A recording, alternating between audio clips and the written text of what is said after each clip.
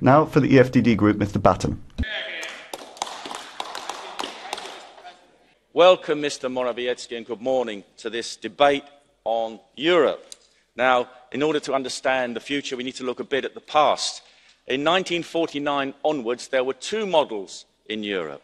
On the western side of the Iron Curtain, we had the model of the Anglo-Saxon USA Western liberal democracy, where peace was kept by NATO. And on the eastern side, where you had the misfortune to be, you had the communist tyranny model. Now, the Germans lost the shooting war, but they did not lose their ambitions. Now, Nazi Germany left us a legacy. Back in, I think it was 1942, when the Germans thought that they were going to win the war, they wrote a plan for how they were going to govern their new empire. And it was called the Europäische Wirtschaftsgemeinschaft, the European Economic Community. They were going to have interest rates linked to the Reichsmark. They were going to have a common agricultural policy, a common industrial policy, a common policy for everything. That plan resurfaced in 1957 as the European Economic Community. And Mr. Dombrovski there naively mentioned Walter Hallstein, the first president of the European Commission, who was a lawyer who had happily worked for the Nazis. Well, how have things progressed since? Well, of course, communism collapsed in the East, thank God, and your countries eventually asserted their freedom.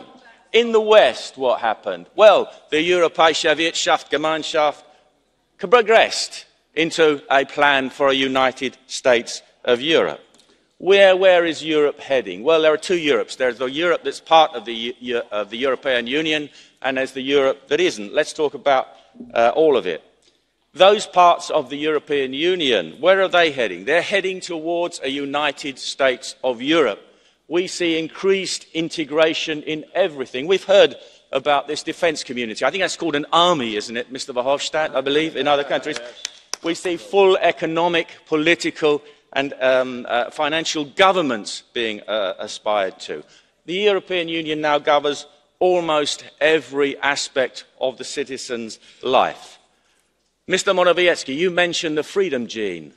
Well, that's very strong in the British, and that reasserted itself in 2016 in the vote to leave the European Union. The British people voted to reassert their freedom and their independence. Sadly, that project has not yet been realised. The British people chose freedom over domination in an undemocratic European Union. Now, Poland, you've been a member of the European Union for the last 14 years, and it was entirely understandable why you joined, along with the other Eastern European countries. After languishing under communist tyranny for decades, you needed the financial subsidies from the European Union, and you wanted the opportunities for your younger people to be able to work abroad, earn money, and improve their lives. All of those things are understandable. But now things are looking up for Poland. Your economy is picking up, and you have personally invited many Poles to come back from their migration abroad and rebuild your economy. But you've discovered that there's a price to pay for European Union membership. The EU requires you to accept migrants in untold numbers, which would change your country and your culture beyond recognition, as indeed it has already in many parts of Europe. Not surprisingly, you and your government are opposing that forced acceptance of irregular migrants and refugees. But you've been threatened by the EU. If you do not take the migrants, then you cannot have the money.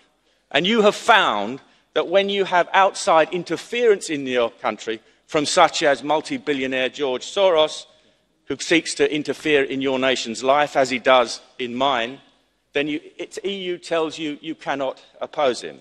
You have learnt that if you sell your soul, eventually someone will come to claim it. You can have the rule of law, but you cannot have the rule of your own law. You can only have the rule of this place law. You will see in Poland, I believe, in the course of time, that it was a wise decision that the British people made to leave. I would ask you as we came to your assistance in 1939, that you in the Council come to our assistance. Please help us out with the utterly useless and incompetent Mrs May. Please help to facilitate our exit from the European Union in the Council and return the favour that we did you in 1939. Thank you.